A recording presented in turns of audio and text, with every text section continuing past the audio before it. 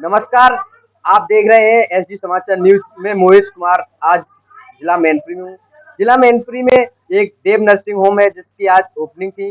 यहाँ पर ओपनिंग के बीच हमारे साथ बैठे हुए हैं संवेदना फाउंडेशन के राष्ट्रीय अध्यक्ष धर्मवीर सिंह राही जी। आइए इनसे जानने का प्रयास करते हैं, जानते हैं कि सर इस देव नर्सिंग होम में आपकी क्या भूमिका रही। मेरी भूमिका तो कहीं भी नहीं है और फिर मेरी भूमिका गांव में रहने वाले झुग्गी झोपड़ी में रहने वाले अनाथ बेसहारा लोगों के लिए हमारी तो हमेशा संवेदनाएं रहती है।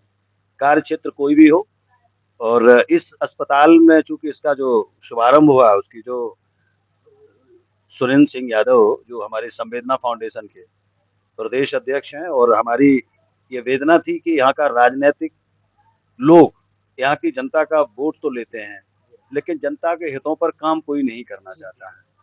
तो इन्होंने हमने जब इनसे बात की, संगठन में जब जोड़ा तो हमारा उद्देश्य था कि गांव में झुग्गी झोपड़ी में रहने वाले असहाय बेसहारा निर्बल वर्ग के लोग जो आर्थिक अभाव में अपना इलाज नहीं करा पाते और असमय वो काल के गाल में समा जाते हैं। तो इस दिशा में हम लोगों ने सुरेंद्र जी को हमने कहा, सुरेंद्र जी ने हमारा सपोर्ट किया और सुरेंद्र जी ने इस अस्पताल का निर्माण कराया। और चूंकि हमारी भूमिका केवल एक मार्गदर्शक की थी और उस मार्गदर्शन में उन्होंने काम किया और आज इस अस्पताल का उद्घाटन भी हो गया है।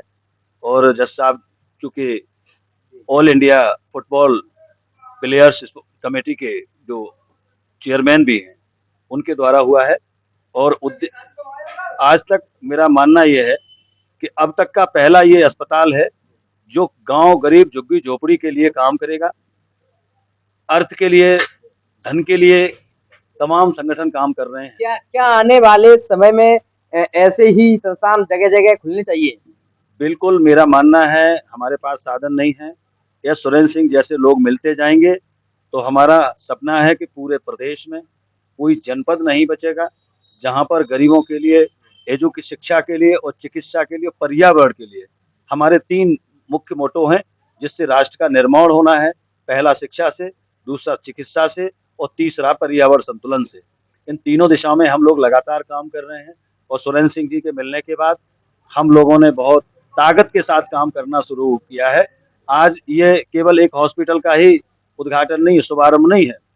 आज हम और सुरेंद्र जी उन्नाव में एक बिन माँ बाप की बेटी का कन्यादान करने जा रहे हैं, जो किसी राजनीतिक व्यक्ति की सोच नहीं हो सकती, किसी उद्योगपति की सोच नहीं हो सकती, किसी धन्ना सेठ की सोच नहीं हो सकती।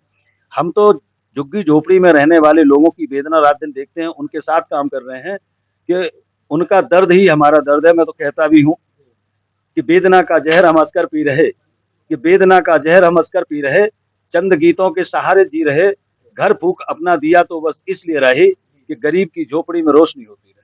सर, देव नर्सिंग होम की आज ओपनिंग हुई है, क्या कहना चाहेंगे देव नर्सिंग होम की तरफ से क्षेत्र के लोगों के लिए, क्या कहना चाहेंगे?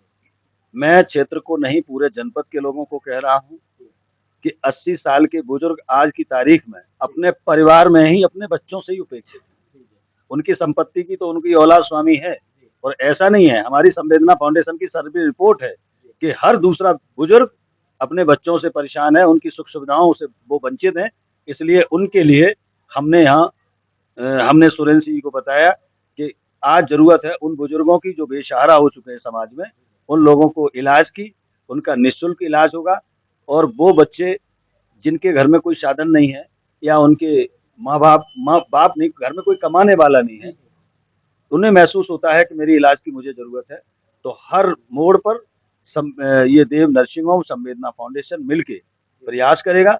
और बहुत जल्द ही ये तो शिक्षा चिकित्सा के क्षेत्र का है, दूसरा हमारा प्रोजेक्ट जल्दी ही शुरू होने जा रहा है कि जो गांव के मेधावी बच्चे हैं, धन के अभाव में नहीं पढ़ पा रहे हैं, उन बच्चों के लिए भी हम लोग एक कोचिंग इंस्टीट्यूट खड़ा करने जा रहे हैं और जिसमें सुरेंद्र जी की बड़ी भूमिका है।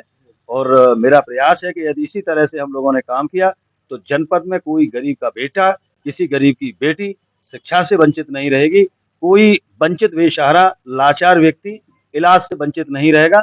ये हमारा वादा है, ये संकल्प। जी, बहुत बहुत धन्यवाद। आप क्योंकि राय जी से अगर बात की जाए तो राय जी 1 घंटे के लिए भी कम है, जल्दीबाजी में भी है, कहीं जाना है उनको, नाव शादी है। तो बने रहिए हमारे साथ। ये थे धर्मी सिंह राय जी, इन्होंने अपने विचार रखे और ये कहीं ना कहीं एक एक ऐसा कदम उठाते हैं जो कि पूरे प्रदेश में चर्चा का विषय बन जाता है। तो बने रहिए हमारे साथ, एक नई खबर और नई दिशा में आपको ले जाने का हमेशा प्रयास करते रहेंगे। रोहित के साथ मोहित की खास रिपोर्ट। धन्यवाद।